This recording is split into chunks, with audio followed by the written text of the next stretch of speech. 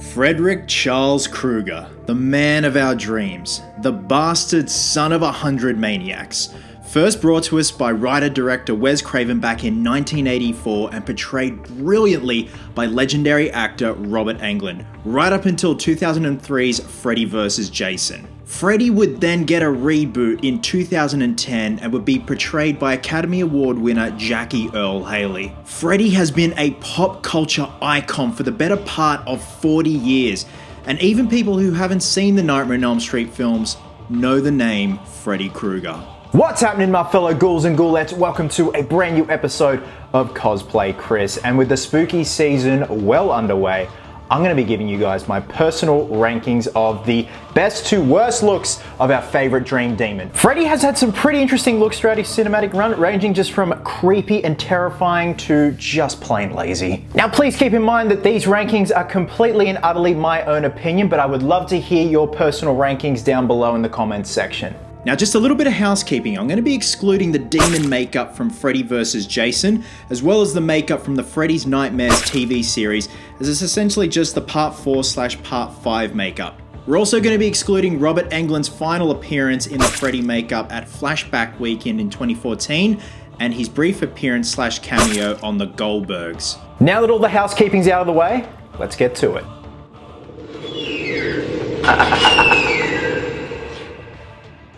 Coming in at number 9 is the 2010 remake with Jackie Earle Haley taking the reins as Freddy Krueger. Now this is a very interesting look because what they did is they went for a grounded, based in reality look of an actual burn victim. This time around, makeup artist Andrew Clement stepped in to do the makeup for Jackie Earle Haley. He did the design process, the sculpting, the molding, the casting, the application, and this time around the pieces were cast in silicone. From a design standpoint, I really respect the fact that they tried to make this as realistic as possible, but fact of the matter is when you go that route of realism, you lose the personality, and that's what Freddy is all about. Freddy has always been known for his personality. We've had slashers that are mute, Michael, Jason, Leatherface, but then Freddy came along and Freddy had a personality.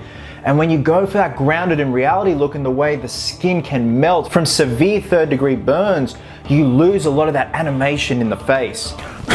Bugbear. And don't get me wrong, Jackie Earle Haley did his best with what he was given. The guy's a phenomenal actor. I just don't think he was able to emote through that makeup. I must say the only time he looked creepy is this shot here from a behind the scenes still with that creepy grin. Anyway, that's my number 9.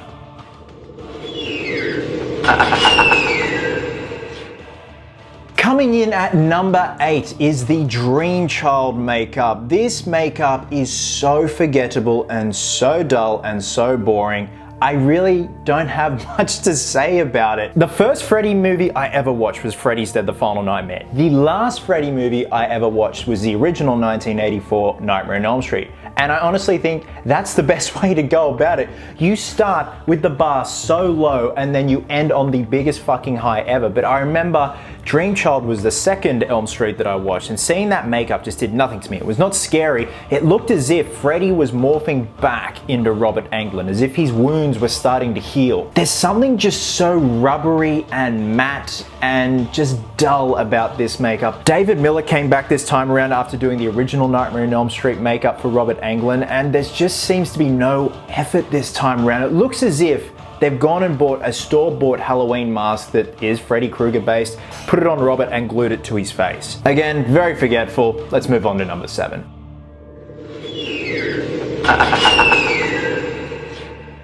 You probably figured out that number 7 is going to be the Freddys Dead makeup. Now the aesthetic and design overall, the details are pretty much the same as the Part 5 makeup, but this time around it seems as though they've refined it quite a bit, and there are some glossy points to the wounds as opposed to the Part 5 makeup that was just matted and had no depth whatsoever. It is cool to see also some like veins in his temples here and there with the Freddys Dead makeup. Again, because of the design, it's very lackluster and it looks like Freddy is morphing back and healing back into Robert Englund. And I think when you bring Freddy more and more into daylight, you lose that sense of fear, you lose that sense of terror. It's like throwing Batman out in broad daylight. And for that, the Freddys Dead makeup design is number 7.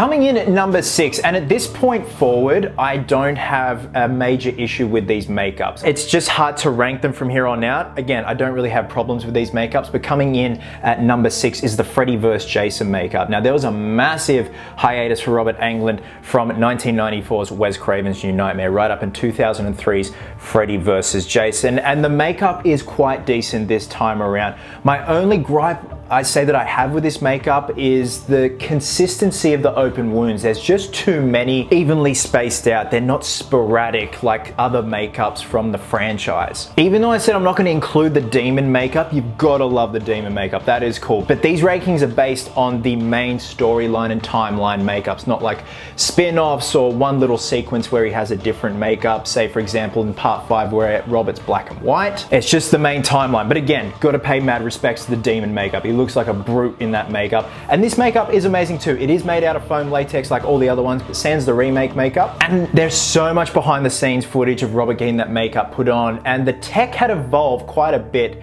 from the 1980s and early 1990s, where they could have an entire foam cowl that is lined with a stocking that's embedded in the foam latex so that they could slip over Robert's head, and it just cuts down on application time and it cuts down on multiple foam latex pieces. It's a makeup design I really dig, and I also have a fond nostalgia for it because when Freddy vs. Jason came out in 2003, I was in grade 9 in high school. I remember it scaring the absolute shit out of me, and the hype for it was real. And this was at a time where the internet and the viral campaigns were really gearing up, and I had a lot of fun before this film came out just with the hype train, and seeing Robert in the makeup again, it was great. Dream come true. Pun intended.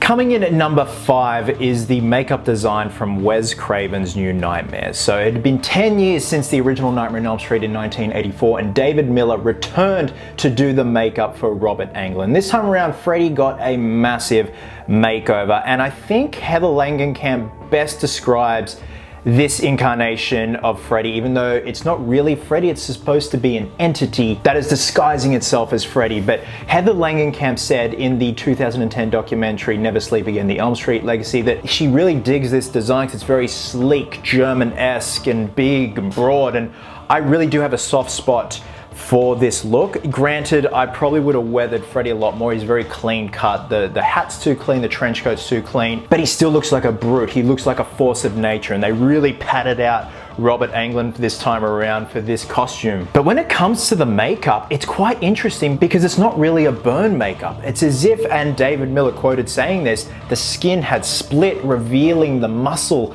underneath, all the structure and the facial muscles that go on underneath your skin. It's bold and it works, especially when it's lit perfectly. That shot of Robert coming out of the bed sheets that is a throwback to the original Elm Street, the way the makeup is lit with those blues, it looks beautiful, man. 10 years had passed since the original Elm Street, so foam latex and mixtures had gotten a lot more advanced, and there's a lot more stretch in that foam latex. Robert's able to emote a lot more in that film as opposed to the original Elm Street. Granted, he had a lot of emoting in that makeup. Just seems more so with New Nightmare, he had a lot more range.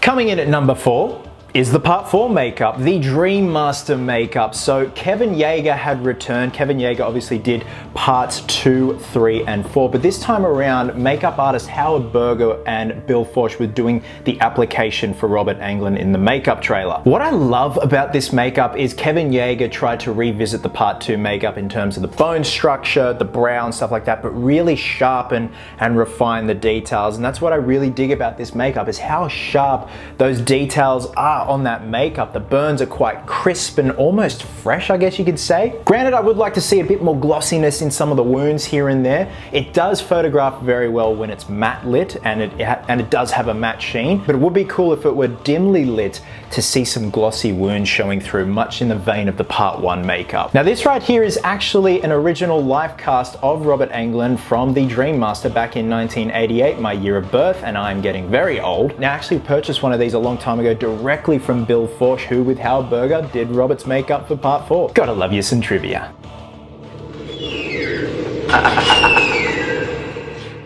Coming in at number 3 is the Part 3 makeup. So Nightmare on Elm Street 3, The Dream Warriors, released in 1987, saw the return of a very young Kevin Yeager after Part 2, Freddy's Revenge, to do the makeup. And from what I understand in the Nightmare on Elm Street documentary Never Sleep Again, The Elm Street Legacy, director Chuck Russell said he wanted it to look as if Freddy was healing back into Robert Englund. Those were my thoughts on the Part 5 and Part 6 makeup, but it has been confirmed that Chuck Russell wanted it to appear as if the burns were healing. So they're a lot more subtle and a lot more softer.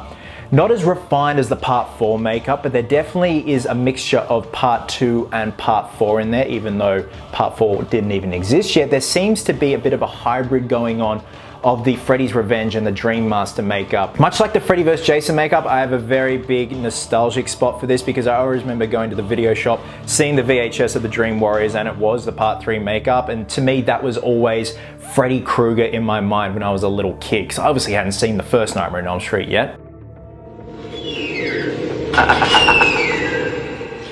Coming in at number 2, this was a very tricky decision, but my number 2 is the Part 1 makeup from the original 1984 Nightmare on Elm Street film done by David Miller. Here are a few examples of what David Miller came up with in terms of concept sculpts to get approved by Wes Craven. Also have a look at and see what they could take from certain sculpts and fuse together to make the final look that we see on screen. Like I said at the beginning of this video, I had first seen Freddys Dead, and the last Elm Street film I watched was this film, the original 1984 film, which I think is the best thing to do because this film scared the shit out of me. To see Freddy start off to me as a game show host or a mascot in a way and end up as this dark, twisted, demented dream demon that hardly says any words and is always seen in shadow. That is perfect. And this makeup photographs so well in the dark because of those beautiful sporadic open wounds showing the muscle underneath it. It's all glossy and shiny and oozy,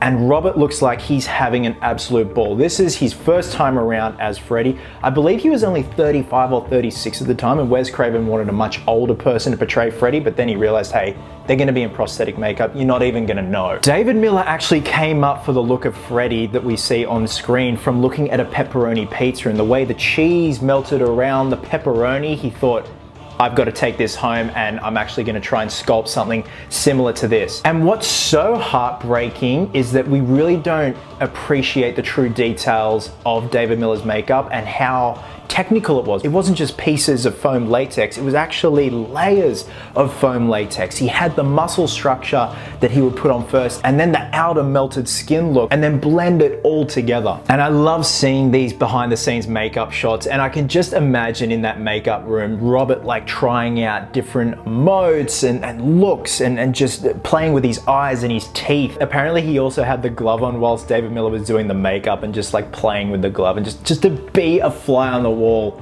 just would have been so good. Funny enough, I actually do have a Part 1 bust coming out that was utilizing this head sculpt, so keep an eye out for that. Hopefully have some details and some photos to show very soon. Much like my Part 2 commemorative bust, this is going to be a Part 1 commemorative bust, so I'm very excited about that one, Ghouls and Ghoulettes. Now with that being said, let's move on to my number 1, which is pretty obvious. It is the Part 2 Freddy's Revenge makeup by a very young and severely talented Kevin Yeager. So Elm Street 1 had come and gone and it made a buttload of money, and Robert Shea wanted to get on a sequel right away. David Miller just didn't have time anymore to do a sequel. He wanted to go on to other projects, so they brought in a very young and talented Kevin Yeager. Kevin had proven himself by doing an old age makeup on ADI co-founder Alec Gillis, as you can see right here, and that's essentially what got him the job for doing Freddy's makeup on Part 2. Kevin Yeager said he wanted to make Freddy look more like a male witch with a lot of bone structure, and you can see that the temples and the eye sockets. He has very sunken eye sockets with this makeup, and to me it's all about the eyes with this, with those beautiful red contact lenses, which I think is intriguing and a wonderful idea. It makes him look so much more demonic and demented and twisted. And we do see as if the skull is trying to push out of Freddy's face, and with those rotten teeth and the way it's lit, it's honestly one of my favorite makeups of the entire franchise, and it is a fan favorite, and Kevin Yeager has gone on to say that it is a fan fan favorite. And recently, a couple of years ago, he broke those molds out of storage and cast them up in silicone and mounted them on a bust he had of Robert Englund lying around. And this makeup still holds up, man. And it's so cool to see Kevin Yagher just really embracing that part 2 makeup. So this is my favorite shot from the entirety of part 2 when it comes to the makeup. This shot right here of Robert behind the fire when Lisa's dad comes out and shoots at him at the pool party. Look at that, just look at the angst in that makeup, man. He looks terrifying. It's shiny, it's oozy, much like the part 1 makeup, but it's a lot more refined, and it looks like his skin has just melted down to the skull, and it's just, his skin is paper thin. What I love about this makeup is the subtlety of it. Granted, the part 1 makeup, beautiful as it is, it has a lot of deep gorges and stuff like that, whereas the part 2 makeup, it's very soft, refined, and I think a lot of the illusion is in that paintwork done by Kevin Yagher. And so guys, that is my rankings of worst to best Freddy makeup designs. Now, I'd love to hear your thoughts on what your least favorite design is and your favorite makeup design is. Please drop a comment below and let me know your thoughts. Thank you so much for watching as always, guys. I'm loving these Halloween themed videos at the moment. Now I'm actually tinkering with the idea of purchasing the quarter scale NECA Michael Myers figure from the 2018 Halloween and doing a custom collectible on that. So what I'm thinking is customizing it to make it look a lot more better for the 2018 film and then do a bonus round and customize him to make him look like the Halloween Kills Michael Myers. Let me know your thoughts down below. It's just a click away, but I'm really keen to give it a crack. Now also, you guys were wondering what was going on with this thing here. I'm actually doing a 3D representation of the original Nightmare on Elm Street poster with the skull and the bone claw coming out over Nancy. So a good friend of mine, Ryan Berry, was kind enough to Photoshop out the skull and bone claw from a HD scan of the poster.